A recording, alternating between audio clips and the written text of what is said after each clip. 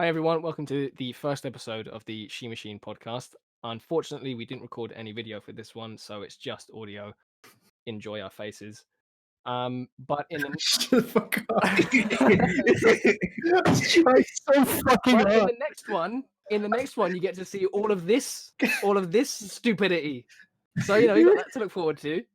We'll see you in the next one, which will have video next Friday. Oh no. So, anyone wants to talk about Bussy, please. Final release, it's just gonna get remixed and just like. Oh right. Oh right. Oh right. Do you remember we were literally recording him, and then he went oh rah, and then we were like, do you know what? That's that kind of slaps. Do you know what I mean? Oh rah. Oh rah. Yeah, that's some good shit. Alright, was some good shit. Right, let's try and take this somewhat seriously. Christ. Hello, people. Welcome to the Navigation Podcast, brought to you by Shimachine Productions. Yeah, boy. My name is Luke. I'm the lyricist in this gaggle of humans. Joined as ever by Spike, the developer, Ihsan, the performer, and Sasha, the producer. We're all somewhat involved and invested in music, entertainment, and games. And we thought it would be quite nice to have a conversation about stuff. On that one, I think today's kind of discussion or conversation is all about why we are involved in those industries, why we create things personally, and perhaps even as a species, why we do that, why we have a need to put things and ourselves out there. So, why do you create, guys?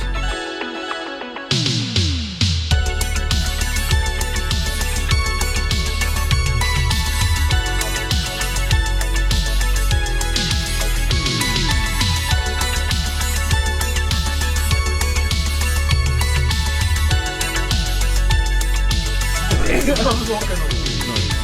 so what? Why am I creating? Well, I think if we kind of peel it back a sec, like, can you guys remember the first thing you created?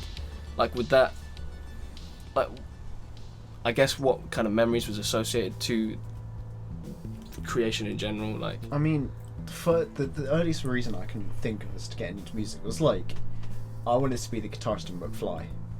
oh no. That was Hell my yeah. entire motions. Oh shit. But if I hadn't, like, I wouldn't be here. Really? Yeah, I wouldn't have picked up the guitar. Well, if we're talking about why we started playing, I didn't have a choice. I think we had that conversation. I didn't have a choice. Two older brothers, both of them play piano before me. My parents were like, black kid, North London, get that education, learn piano, have that on the side because it's supposed to, playing piano makes you smarter or whatever, something like that. So, yeah, started playing piano.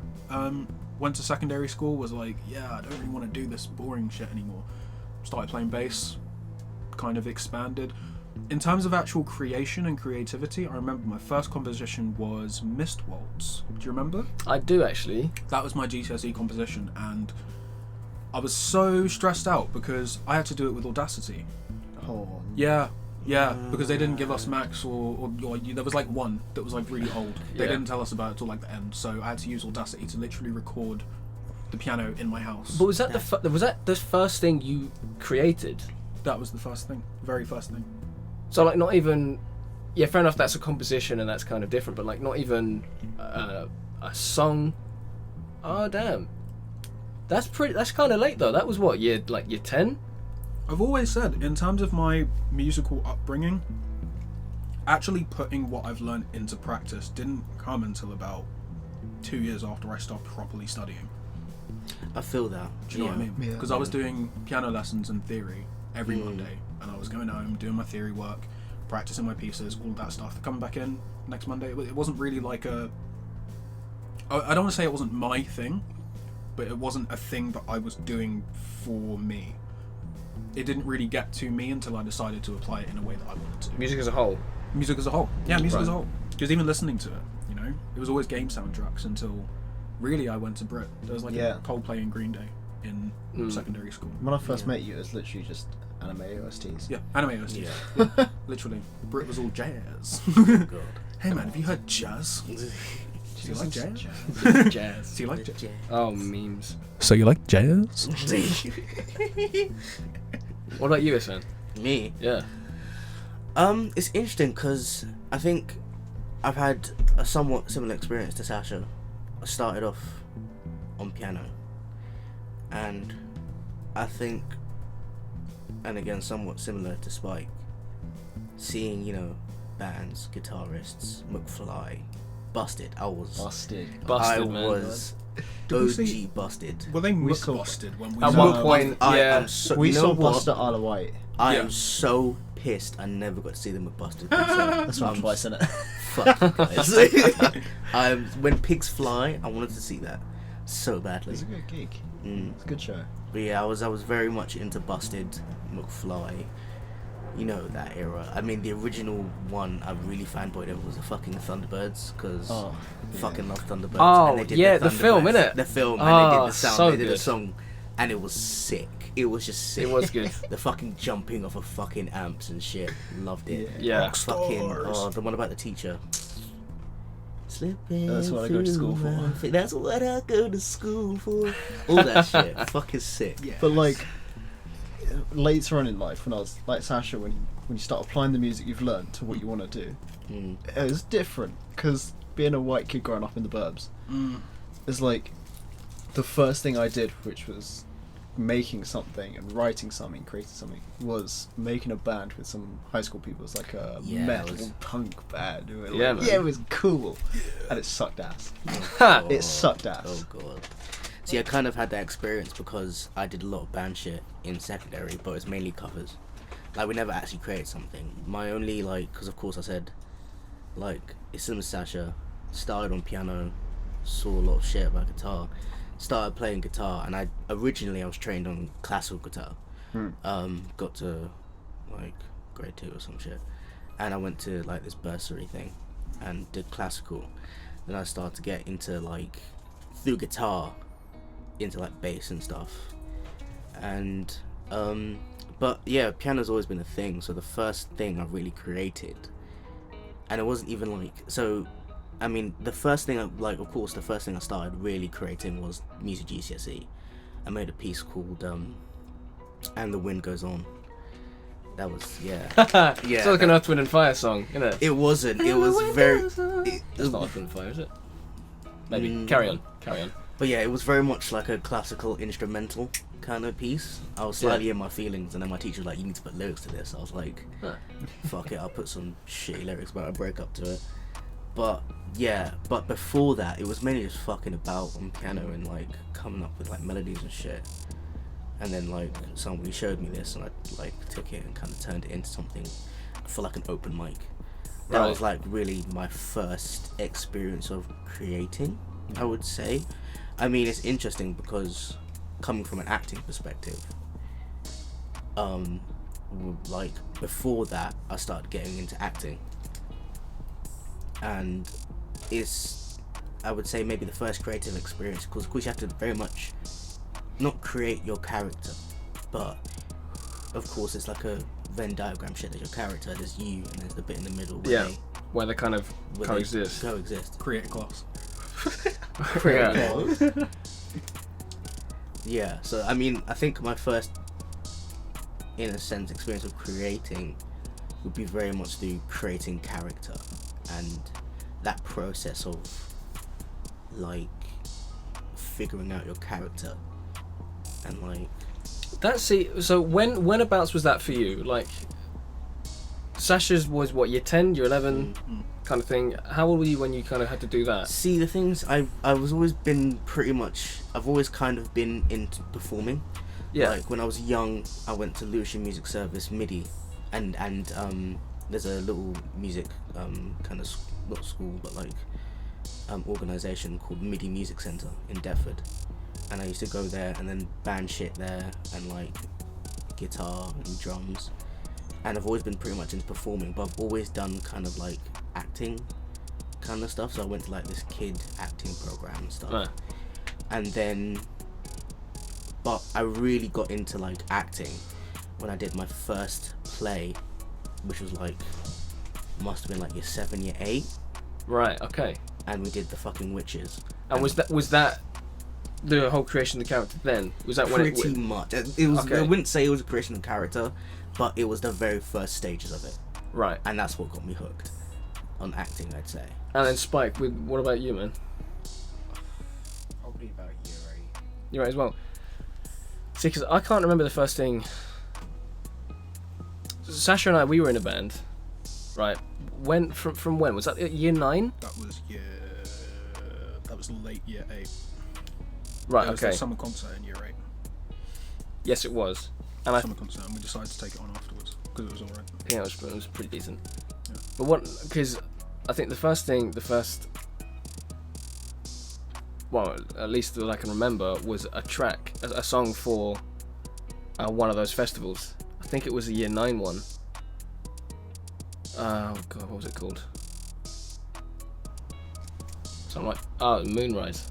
Moonrise, yeah. Moonrise, yeah. Yeah. Look at all these pretentious ass names, man. God. Yeah. Just the His music first song industry, was though. called Mist Waltz. Missed Waltz. Bloody hell. It's weird. So, in terms of like trying to find some kind of through line through all of that, it looks like it was definitely secondary school. The some form of either be a persona or like a need to get something out, Yeah. kind of manifested. Why do you think that is? Teen angst. Teen angst. Really? Angst. Yeah. I feel like Angst. there's no debate there. You get to that age, you're a teenager, you're angsty. You start That's feeling why- shit and just Yeah, you start feeling shit, and you know that's the age where you decide where you put it and how you put it. Though, you know, are you gonna go? Interesting. Yeah, think about it. Are you gonna go out for a pint? Are you gonna go do a line of cat? No. Are you gonna write a song? True, but then Are you gonna do all three? Because that is an option I would not recommend. No. But The Shimachine podcast does Shimachine not podcast. does not endorse. We do not endorse use Christian of hard channel, drugs. Christian channel. We're all good hell Christian no. boys. But Soaking wet pussy. no, but that's He had to do it. but that said, like I wouldn't. For me at least, I wouldn't agree. Really? No, I don't think it was angst because I was alright. No, it was fine. You know, like I can't really complain about anything going on at that time, so I don't think it was. But I still feel like at that age, you kind of learn this shit and you want to put it into practice. That's the age where you either put it into practice and put it into something you want to do, or you give it up. Yeah. Because so many people I know are like, oh yeah, I'll play piano until How many year people 9. got to like All right. grade 4? All right, It's always all grade right. 3. So How many this people kind play of the leads fucking recorder? on. This kind of leads on to influences as to why we create, right? But I kind of want to bridge the topics, right? From the stuff that I started creating was a direct result of listening to entirely too much Coldplay, right? Like copious amounts for no reason other than, you know, it was the only music I could kind of connect to at that point. I think it was around 2012, so 2011, yeah, around about that time. Yeah, it was an O2 advert, right? And they played the bass drop God. on Paradise, and I was like, okay, I need to know everything about this band. Everything's Everything clear it now. it all makes sense now. But in a way, it kind of did because like I changed piano tutor. Geezer. But watching, like, even just watching him play and thinking, like, okay, so he's probably got influences from this, and this, and he's kind of made this, and this by doing this, and this, right? So how can I transmute everything that I hear and kind of and am influenced by into something I can do for myself? I don't think that was angst as much as intrigue. It's interesting, yeah. I think it's, I wouldn't say they're connected, but I think I'd say there's something about like angst and feeling shit, and it makes you connect with what you're listening to. I mean, I think a big thing for me was like, I remember listening to Anthony Hamilton, Coming From Where I'm From. That track, the piano, fuck me. Like, that piano, that intro is just fucking... See, in a different way, for me, that was Nirvana. I was heavily into Nirvana in like year 9. Because I don't know. I was angsty. I was a little emo kid, and then Nirvana just what was it? What's the album? Not Nevermind. The one with the yellow cover. But nonetheless, that fucking album played to death. Yes. So it's like, angsty, and grew up in the suburbs and have a loving family.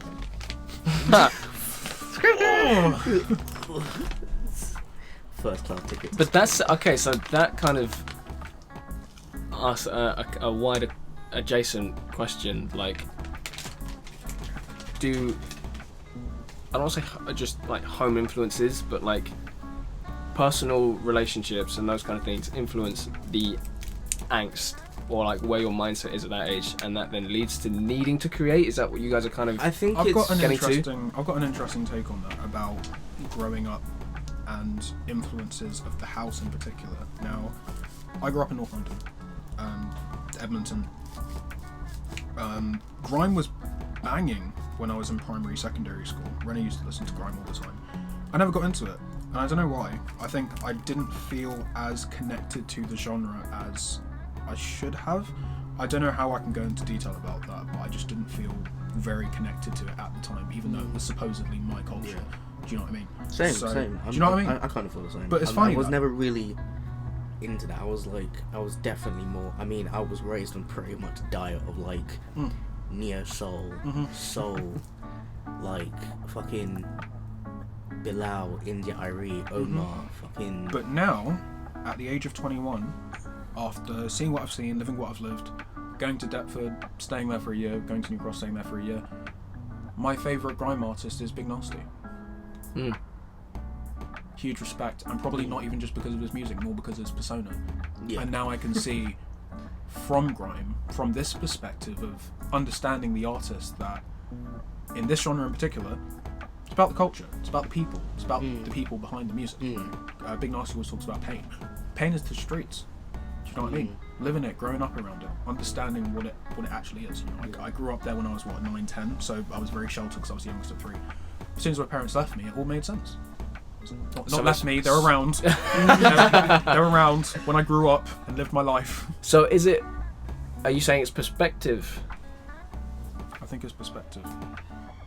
Okay. I think it's perspective. Because perspective changes, you know? You see a new perspective and it kind of changes the others.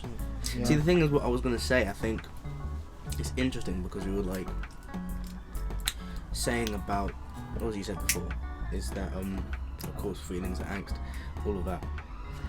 I think for me it's like you see an artist and you respect and connect to what they're producing, right? And you feel a certain way. But why do you think? Why though? Like, why? It's weird. Like, to use the Coldplay example, because that's. I mean, I'm wearing a damn Coldplay hoodie right now, but like, Rep. hell yeah. For me, the first thing I kind of understood was Coldplay, right? Was that bass line for Paradise. Hadn't heard the song at that point, right? But I was like, okay, so I reckon that this bass line's pretty cool. I'm into it because of the music. I stayed because of the emotions, the lyrics, stuff like that. But at this point, I think they only had, it was Milo's Idato, so it was their 5th album, right? So there wasn't anything like Ghost Stories, which is just a kind of exploration of relationship, depression, all that stuff, right? But I don't know if I projected my own kind of like a wish fulfillment kind of thing going on with the material they already had at that point. But what is it why do you think we do that, Ihsan? Like, why do you think we kind of connect to? I think it's very much the vibe of what is being produced, and that reflects what you're feeling internally. And I think, Are you saying, like, in terms of what they're like lyric wise, in terms of it's the whole thing, because you know you can very much differentiate that the song, the instrumentation, that has a certain feel to it. Let me step in. We were having a conversation earlier about what were we talking about? It's about concept albums. Yeah. Joji Nangso coming out today. I was talking about why concept albums are just the way forward, because concept album is a story. It's a collection of songs that all link into each other and tell a story. You know, it's like a movie but for your ears. That's brilliant. It's being able to look. Ooh, let's break it down. Concept album. I don't listen to a lot of albums, all like the whole way through. I'm a single guy. I like songs because I can listen to a song on repeat for 2 hours and take it apart every little bit. The instrumentation, I don't know, the lyrics, the actual vocal delivery, all of those things. I don't know if that's because I'm a producer, because I did it anyway. Before I even started producing, I just loved understanding what was going on. But I'm sure, you know, we've all had songs on repeat. Yeah. And I think that's just riding the vibe, isn't But then, like, does that, like, I guess, wanting to make singles and repeatable singles, does that induce this thing that's become a little bit too popular, in my opinion, that on an album you've got 3 good songs, and the rest is kind of just to fill a quota. Yeah. See, that's the thing, because I've always been a listen the whole way through guy. Like, I remember, like, my first proper, like, experience of albums, Prince Musicology.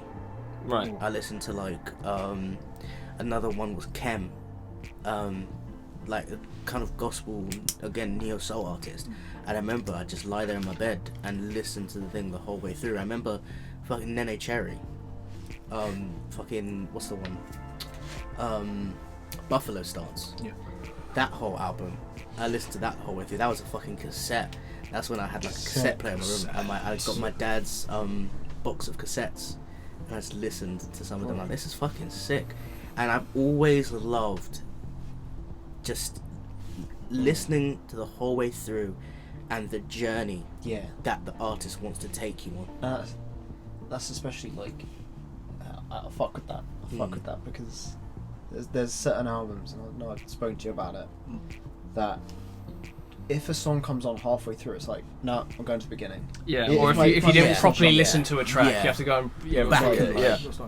If I'm listening to my just liked songs on Spotify, and something from Dark Side of the Moon on, I'll either not listen to it, or I'll put on Dark Side of the Moon. Yeah.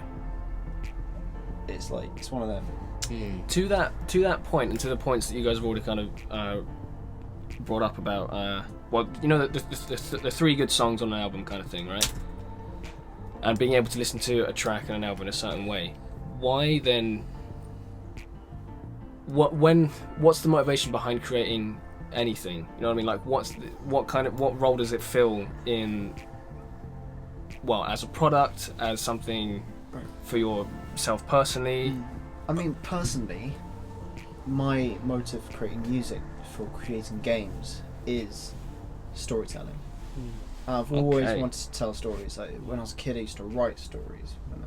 When I write music, I always try and tell something, and it may not be your typical, boy meets girl, girl cheats on boy, sad times. But it's a story, and it's the same with making games. I want to tell something interesting. It's going to keep someone interested, and, you know, that's my motivation for it.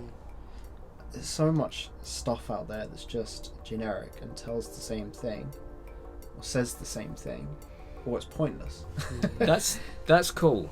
Like, and kind of building on that. So some of the stuff that I'm currently making at the moment, right?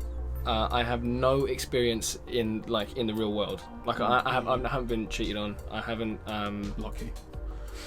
Oh shit! Sad boy hours. Sorry, continue. At least I don't think I have. But I'm not a girl either. Stuff like that. So, but I think to a certain degree, releasing stuff not as Luke Amatruda, but as Lyria, there's some kind of disconnect. So I allow myself more freedom to kind of to create in those ways. When you then try and tell stories, where do those stories come from?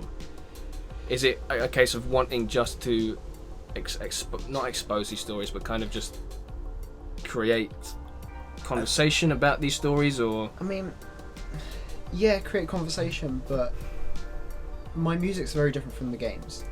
For games, I'll tell a fictional story. I'll make something up. I'll create a main character and they go on this journey. doesn't matter in what world, what setting, that I wanna tell something fantastical. I think it still will connect you though. It will connect you. Because it's this. Okay, I'm gonna But- quickly. Go on. I was gonna say it doesn't come from a personal place, but a lot of my music does. So the story of the games don't come from a personal place, Not but the generally. music for them do. How do you marry those But- two up? You know that The music awkward for moment games- when The Last of Us was based on a true story? What? For real? No. Oh, but what to say? I was like, what? No, but that's my point. If you think about games and the whole gaming industry, if we look at the stories Okay, that we delve ourselves right, into, but that's right. Games are slightly different because games are they kind of act as wish fulfillment, but they also act as an interactive medium to experience stories. The same way that if you connect the music in a certain way, they do the same thing. And thank God you brought up The Last of Us, because if I did, I wouldn't be able to stop talking about it. Yeah, go on. But especially with The Last of Us Part 2. Spoiler alert. No, we're not going to do spoilers. Not going to do spoilers. Alright, go on. I hope. That, on the face of it, yes, is a survival story. It's a shooty at zombies story. But under the top layer, it's a father-daughter story twice over. It's actually no, I'm going to linger on that for a second, because if you guys aren't familiar with, like, in the first one, unless this is going to be a spoiler for the first one, in the opening level, if you want to call it that, Joel's daughter Sarah is shot, right? In multiple interviews, from what I've seen, is Troy Baker, the guy who plays Joel, he didn't have a child by that point when he filmed that, right? So he didn't really have anything to base a kind of performance on, right? But you can still somehow kind of pull a performance from that, either vicariously through other people's experiences or just from some kind of innate ability to do that. I think it's kind of like, well, from an actor perspective, you've got to, it's either associating your own experience of finding something that equates that same feeling of what you would think the character's going through. So of course it may not be the exact same situation, but it's still, I mean, in acting lessons, of course, you think about a scenario. One of my teachers, when I was at drama school, Identity, very much talked about the imagination and using the imagination and picking a person and imagining they've done something to elicit that emotion in you that you would equate with that feeling, or you would equate so that you can come on ready feeling that. So it's that very much, in a sense, is of course the creation aspect, because that scenario might not be real. That's completely in your imagination, but it elicits that response in you that is on the same level of imagining seeing your daughter fucking shot in front of you. Yeah. So okay, that's cool. Is that from the creator's point of view, or the person that is experiencing what has been created? You know what I mean? Like, I think that's very much the person experiencing what's been created. It can be the creator. I mean, that's why I think even in games there's still a very personal aspect to what you're creating, because of course you're telling a narrative, but why are you telling that narrative? It's something that you feel is admirable, or you feel a story should be told, that should be out there, even if it's fictional.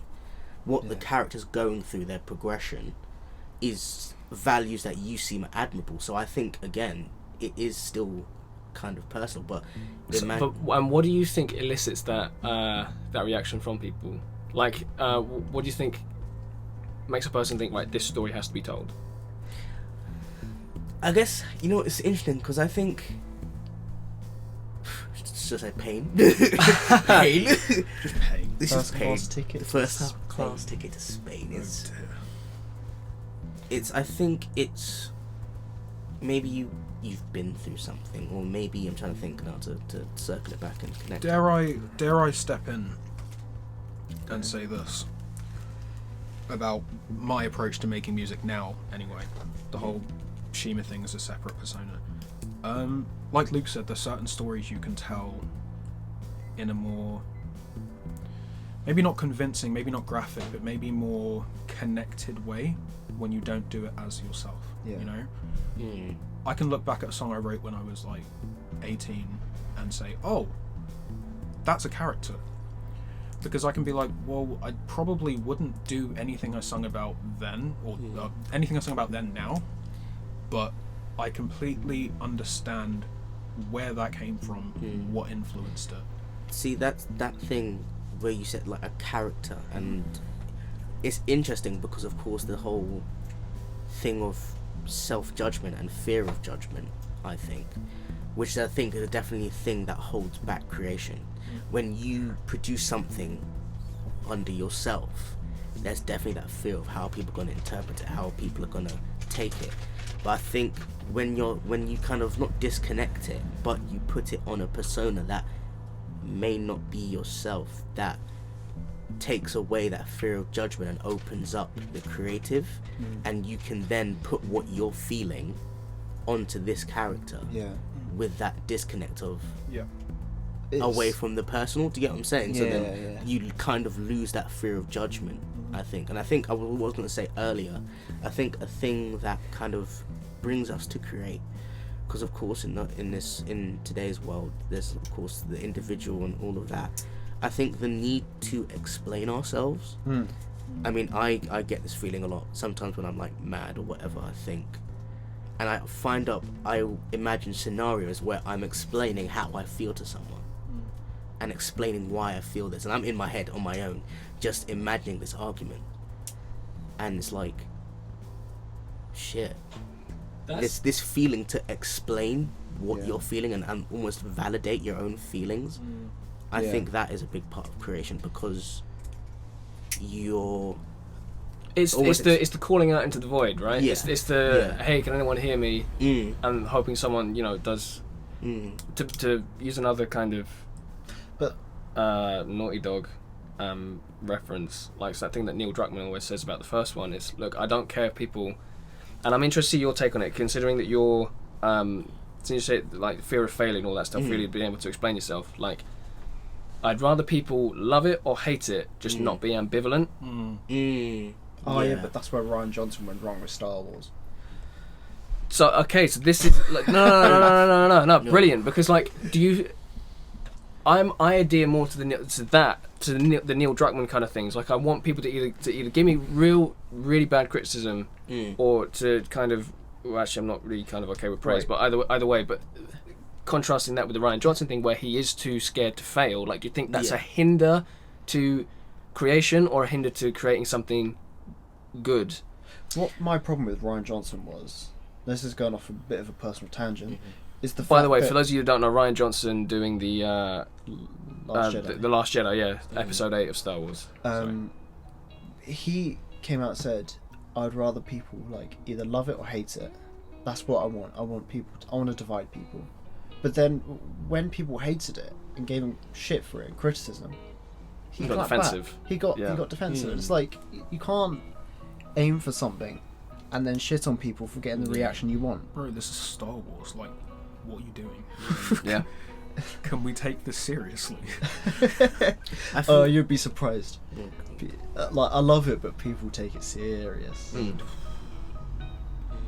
I think you definitely have to, when you're producing and producing material or producing something and putting it out there, I definitely understand what you mean by either love it or hate it, just don't be ambivalent, because you've done that and someone's just like, oh yeah, it's good. It's just like, that is what hurts the most. what does that mean? Ambivalence. Yeah, it's like, because if it's just like, okay, if you scream out into the void and no one calls back, it's like, what did I do that for? Yeah. It's almost like, it's almost like embarrassment. Yeah, think for me, it's like, did I do my job properly? Did I do something wrong that made you not connect to that? Did I not produce it well enough for you? Like, it's just what about it didn't allow you to connect with it in a way? Even if you hated it, even if you loved it, what about it that didn't take you to that place? So moving to like hinders things that hinder creativity, I guess, as a whole, is it more that fear? Like for you guys personally, because I don't want to kind of make blanket statements, but like, is it for you guys fear of ambivalence or fear of failure? Fear of having like really bad press, like just no one liking the shit you do. Okay, let me step in here then, because as a producer, basically my end goal for every track I work on is that the artist and their audience like it. Yeah. That is my job. I believe the artist's job is to put their feelings into words and song, but it's my job to make sure that the artist and the audience like it. Yeah. Because that's when it comes down to controlling specific elements, you know, little grooves that get the people like, oh yeah, or that little riff where someone's like, oh, that's so nice. You just go back and play it again, you know, little things like that. Those little things I have to think about and spread out here and there. So when I do come to someone and say, hey, what do you think? And they say, yeah, that's all right. I'll be like, Give me something. is that it? Yeah. Because I'm now at a point where I don't fear failure. I've failed so many times that failure is only a lesson. Do you know what I mean? Yeah, exactly. You can't. Yeah, no, seriously. Like #deep. #deep. You can only fail so many times. Like, do you know what I mean? Like, if you keep failing, and as long as you learn from that failure, you will grow. But you know, it brings up what we spoke about last night, and it's linking back to the Ryan Johnson thing. If you can't take failure, if you can't do something mediocre, you get shit for it. You fucked up, and then you defend it, like saying, "Oh no, your opinion's wrong." bro. If you're a human being, and you can't, if you're a human being who creates anything, any kind of media, and you can't accept someone telling you it's shit, you shouldn't be doing it, or at least you shouldn't be doing it professionally or full time or as a job, because part of the job is taking criticism. That's probably the biggest part, because as soon as you take criticism, that criticism you can adapt to any situation. Okay. On the flip side of that, if you are to be told that your stuff is shit, do you think? Have you guys ever been told that? For one, Yeah. Right. Have I? You're shit.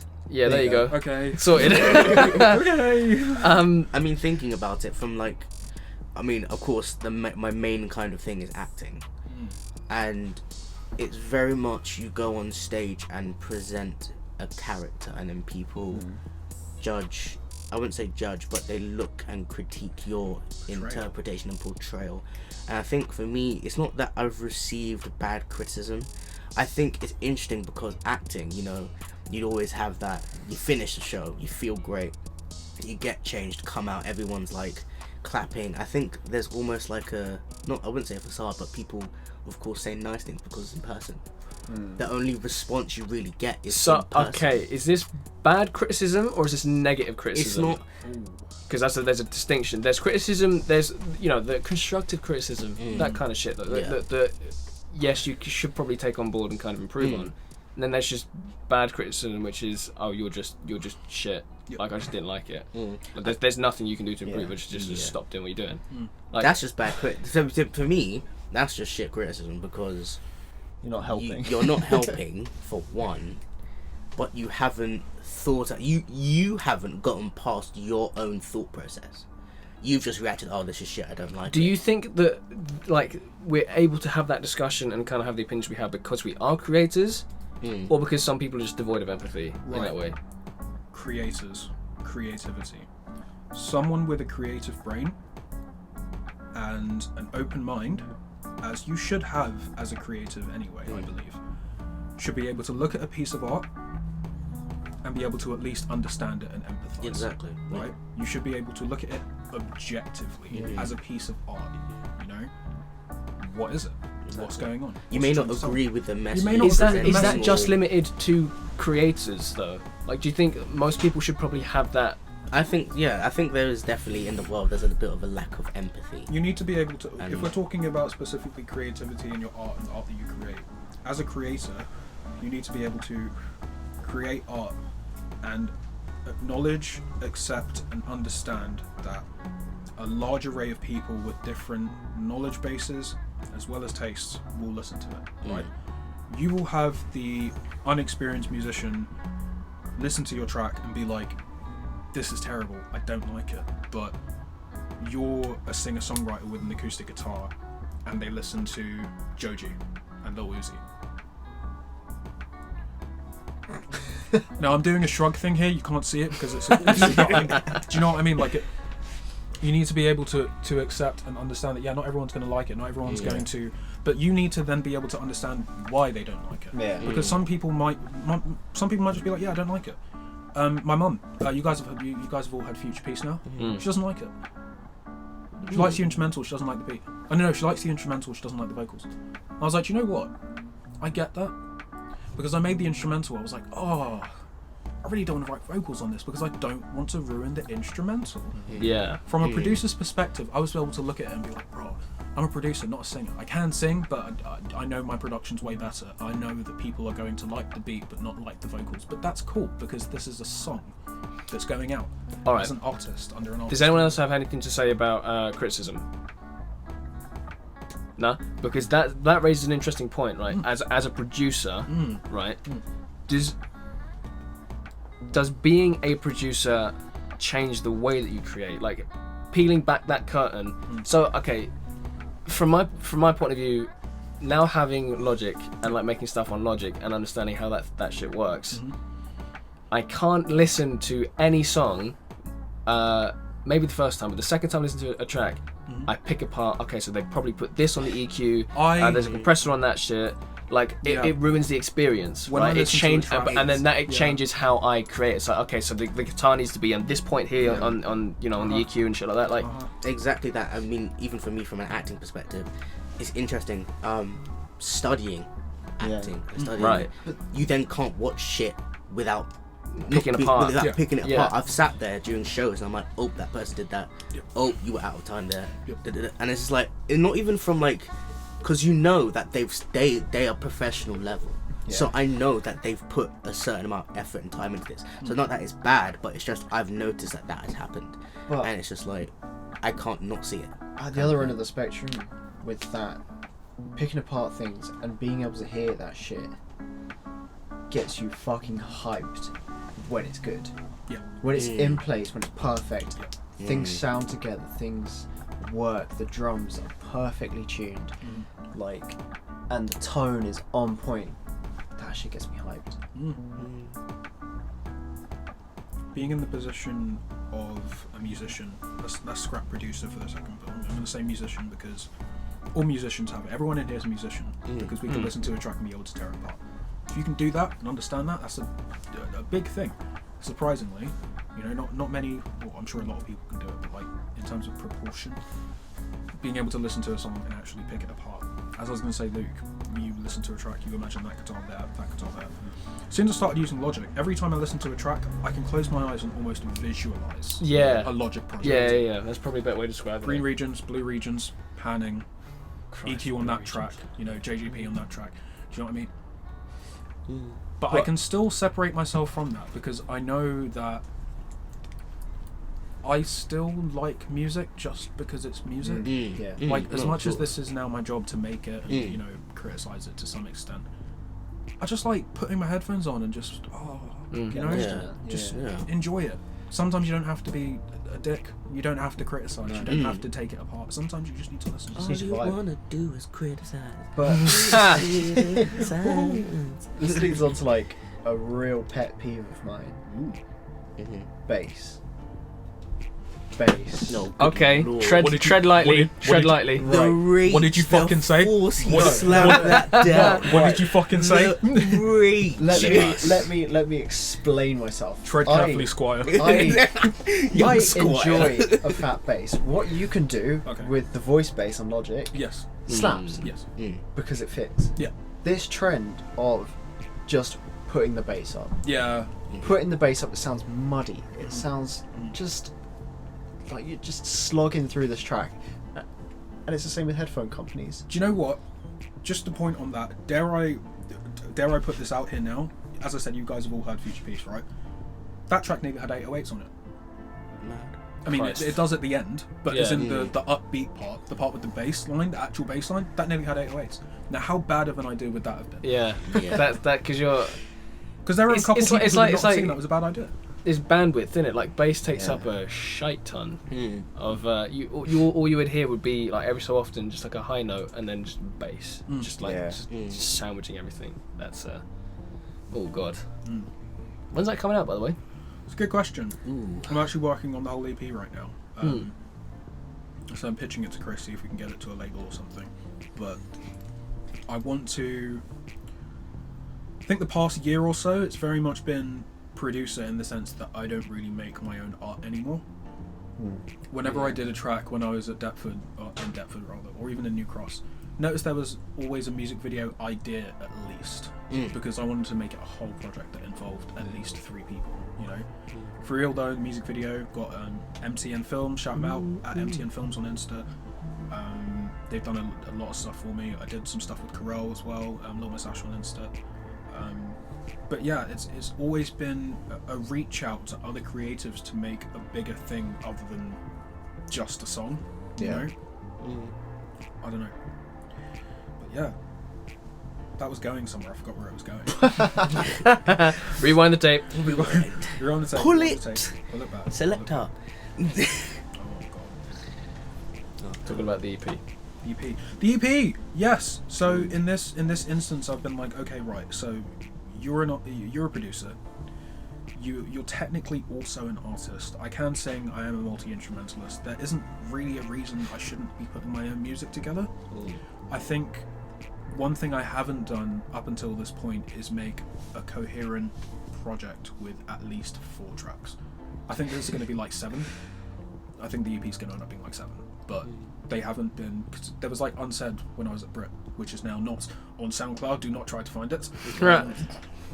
Bloody terrible. Shout out Cheddar Cat. Shout out Cheddar Cat. Shout out Cheddar Cheddar Cat. Do you know what? Oh, what's her Insta? What's her Insta? I want to do it. Oh, don't do it. Huh? Oh, No, because I still have huge respect for her art. I'm not gonna lie. Oh, don't do it. No, I do respect that.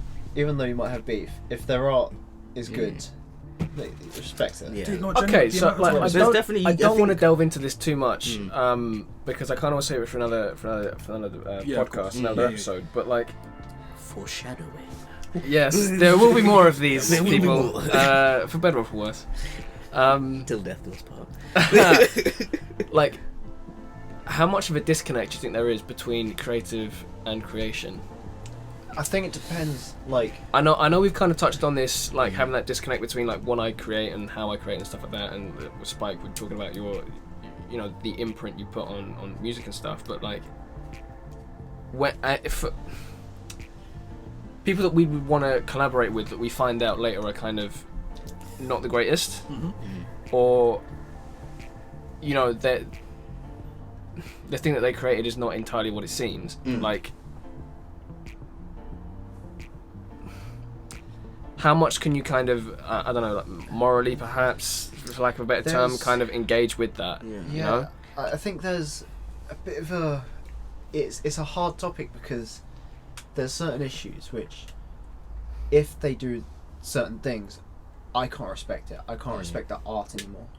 Like, the one that springs to my mind is Lost Prophets, the Yeah. band. Oh god. I can't remember his name, but I used to fuck with Lost Prophets so hard.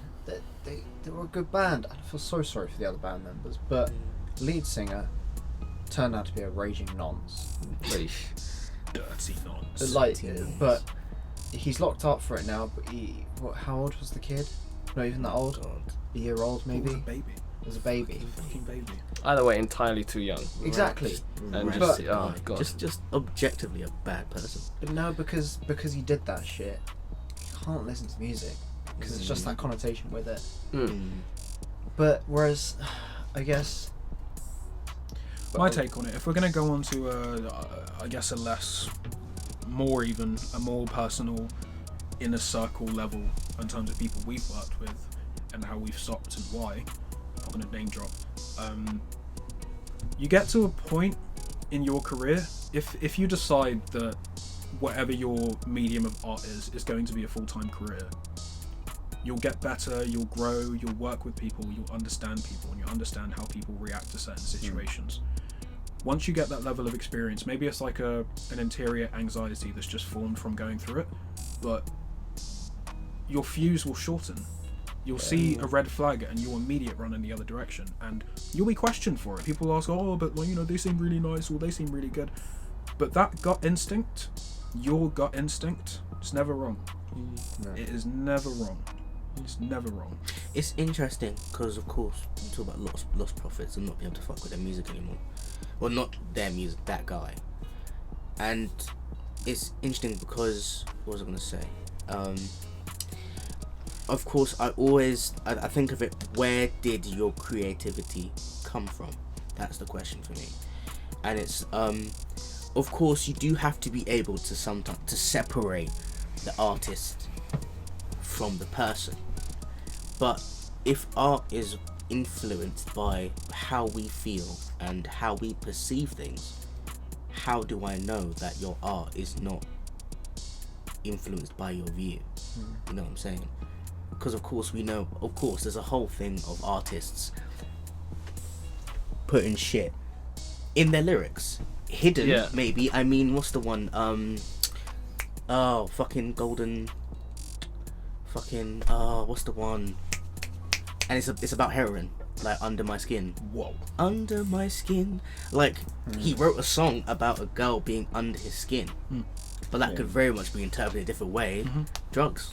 Like, Oh, okay, but that's slightly different. Interpretation. Interpretation. No. But how do we? So that's the. Of course, what I'm saying. The hiding stuff in your lyrics, you know, or hiding stuff in your art. How do we know that then your art was not influenced by what you're thinking or what you're bringing to what your personal? Because Raging Nonce, you know, how do we know that you weren't thinking about fucking a child while you were writing your shit? Yeah, kind of thing. What's to say he wasn't? Oh god. What's to say he wasn't? Trying to kind of veer away and make it a bit. I'd be more positive. Like, do you? So, loads of artists do this stuff, but like, if they go on interviews and stuff like that. So, what was this song about? It's like, I don't want to, I don't really want to tell people what it's about. Chris Martin does this a lot. Like he's like, it's about whatever you want it to be about. At the end of the day, it's whatever the listener is kind of putting on that. So I think the last question I can kind of formulate from all that before we wrap this up is, if ultimately whatever we create is going to be interpreted in whatever way someone chooses to, be it negative criticism, be it